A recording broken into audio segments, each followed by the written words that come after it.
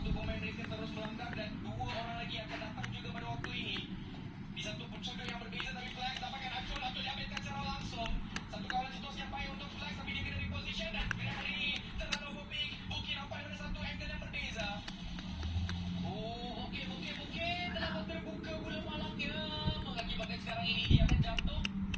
Dan dia akan pulang ke lobi begitu sahaja. Dan pemain ini dia tak sempat untuk berbuat apa-apa. Yang akan datang membawa DBS. Pemain ini Lex menerima sahaja kehadiran Yami dengan begitu sahaja terbuka kedudukannya. Ada look permainan agak selesa boleh dikatakan. Dia akan berjaya terapkan satu jatuh daripada pihak lawan. Dia akan boleh untuk pergi ke harapan tetapi ada satu lataran bontangan depan muka.